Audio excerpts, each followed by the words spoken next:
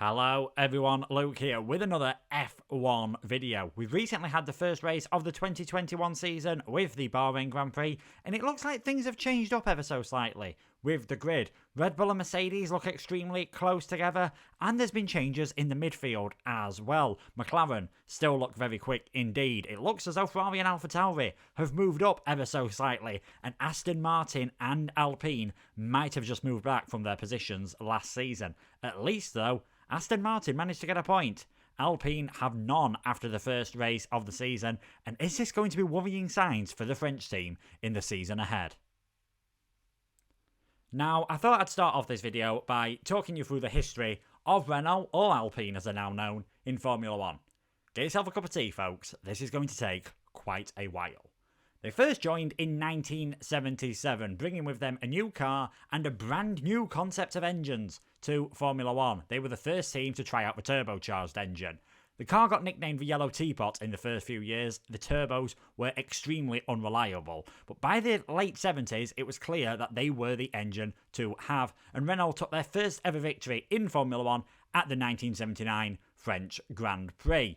In the early 80s, with Alain Prost, they were very close on occasion to winning the title, but after two unsuccessful seasons in 1984 and 1985, Renault pulled out of the sport completely. No team, no engines. They would rejoin though in 1989 when naturally aspirated engines were the only type allowed, and they joined up with the Williams team. Another team to leave the sport in 1985 was Toleman. This team lasted 5 years, not too bad for a small team in the 70s and 80s in Formula 1, and are most famous for giving Ayrton Senna his debut into the sport in 1984. They didn't leave entirely though. They were taken over by the Italian clothing company Benetton and were renamed Benetton for the 1986 season. Benetton then slowly worked their way up the ranks, claiming a few race victories, one in their first debut season in 1986 with Gerhard Berger, and Alessandro Nannini and Nelson Piquet also picked up some wins for the team. They moved their base from their original one in Witney to Enstone, also in Oxfordshire, in England, in time for the 1992 season, and had former Le Mans winner Martin Brundle and young German Michael Schumacher in their driver lineup. Schumacher, of course, was very successful with the team. Victories in 1992 and 1993 led to his first ever World Drivers' title in 1994, and at the end of this season, they partnered up with Renault, taking the Drivers' and the Constructors' title in 95. Renault were extremely successful in the early to mid 1990s, winning 6 successive Constructors' Championships. One of those with Benetton, as we mentioned earlier, 5 with the Williams team. But the French company just got up and left after the 1997 season. They'd had enough of being in Formula 1. They thought it wasn't worth their investment anymore. However, their engines were still used by other teams from 1998 to 2000, but as they weren't being developed anymore, they were overtaken by engines used by Ferrari and the Mercedes engines in the McLaren.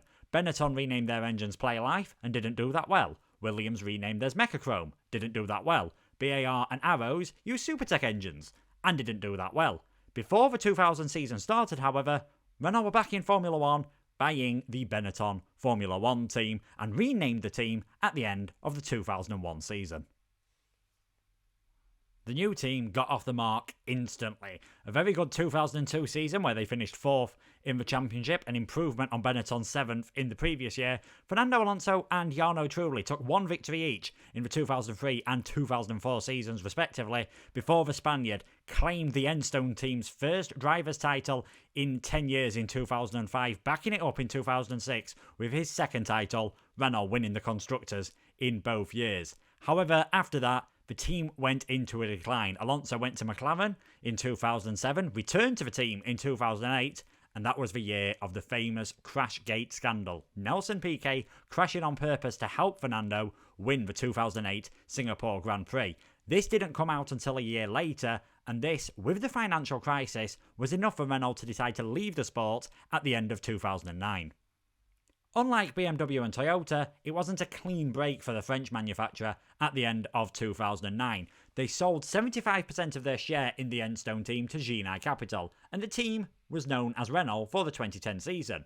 After 2010, they sold that 25% to Lotus, and the team was known as Lotus Renault. not to be confused with the team that drove in green and gold in 2011, who were called Lotus and used Renault engines, and not to be confused with the team Ayrton Senna drove for a few years in the 80s, who were called Lotus and used Renault engines. You can see why there was a bit of confusion. For 2012, this confusion ended slightly as the team just renamed to Lotus, and the green and gold Lotus called themselves Caterham until they demised in 2014. Renault also provided engines to Red Bull during this period, and they were extremely successful. 4 drivers' titles for Sebastian Vettel, with the German and Mark Webber helping the Milton Keynes-based team to 4 straight constructors' titles. A lot of people thought, when was this glory going to end?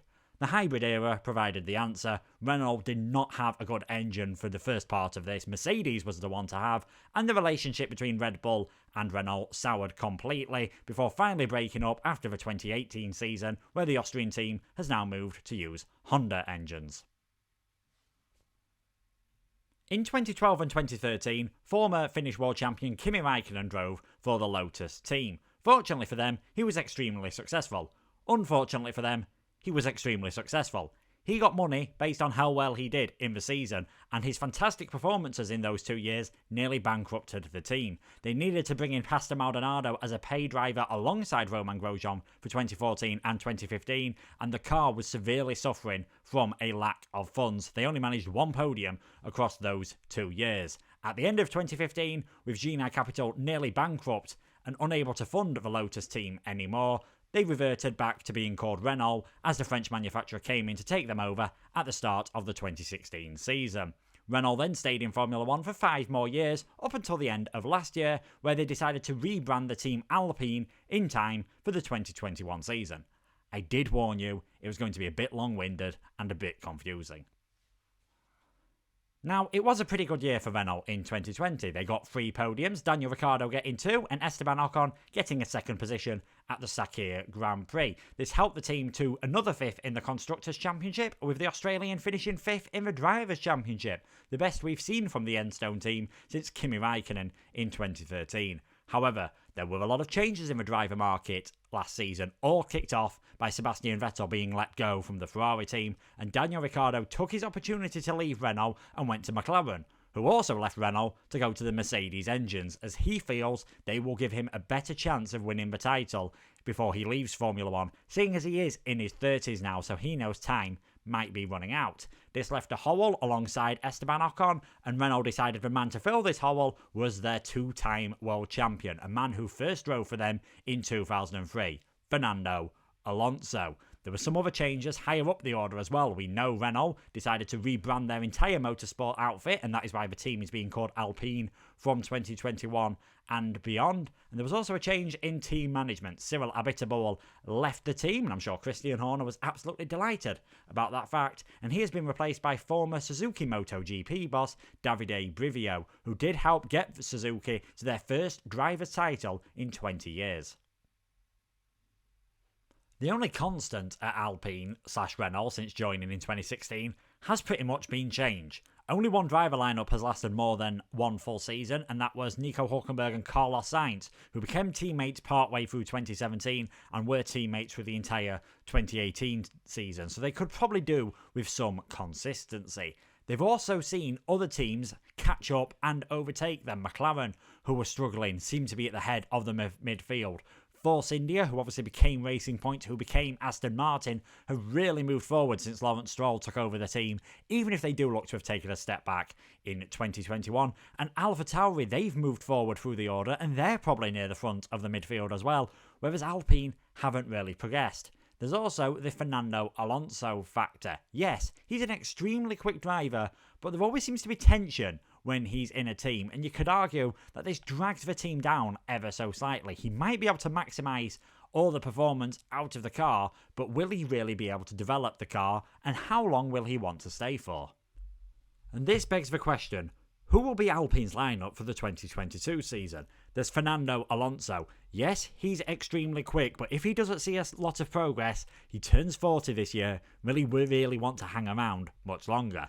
Esteban Ocon, if he gets absolutely smashed by Alonso, I can't see them keeping much faith in him. So maybe that opens a chance for another Frenchman, Pierre Gasly, to join the team. Maybe if Alonso leads the team, they'd also want to bring in Pierre Gasly, but he hasn't had the best relationship with Ocon in the past, so I can't see it working out. There's also the junior drivers in the Alpine Driver Academy, Guan Yu Zhou, Christian Lundgaard, and reigning F3 champion Oscar Piastri. And they really need a seat in the big team if they want to move up to Formula 1. Alpine don't have a junior team in the way that Ferrari sort of do with Haas and Alfa Romeo, in the way that Red Bull do, of course, with AlphaTauri, and they don't have a relationship with any other team, so they can't chuck him in a Williams in the same way that Mercedes have done with George Russell. Alpine are the only team that use Renault engines, and their driver academy hasn't been the most successful in the past. Their last Formula 1 graduate was Romain Grosjean, way back in 2009, and he only got in because Nelson Piquet got sacked partway through the season. Before that, it was Heikki Kovalainen in 2007, the last driver from the Renault Academy to get a full-time Formula 1 seat.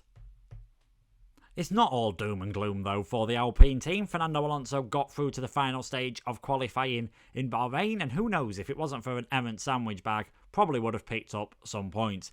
Esteban Ocon had a bit of a disrupted weekend, so we can't really get much of the car's form from him. He got held up in Q1 and was knocked out in the first session and got knocked into by Sebastian Vettel in the race. Also, it's only been one round. There are another 22 to go. Next time around, it is Imola for the Emilia-Romagna Grand Prix, where Daniel Ricciardo finished third in the Renault last season. And even if this year is a bit of a bust, there's brand new regulations for 2022, big changes to the car, and I'm sure Alpine will be working hard, as will all the other teams, to make sure they hit the ground running. And Fernando Alonso said that is his main target at returning to Formula 1. Not this season, all the focus goes on to 2022. Alpine probably do need it to be a good year though. Renault have shown before that even when things are going well, even when they're winning everything, they're not afraid to pull out of Formula 1. So what's to stop them pulling the plug if things don't go too well in 2022? So that is the end of this video where we've talked about Alpine's start to the season and where they might be able to go from here. How do you think the French team will do? Who might be driving for them next year? Leave your comments below, leave a like and subscribe if you've enjoyed, and I'll see you next time for another Formula 1 video. Goodbye.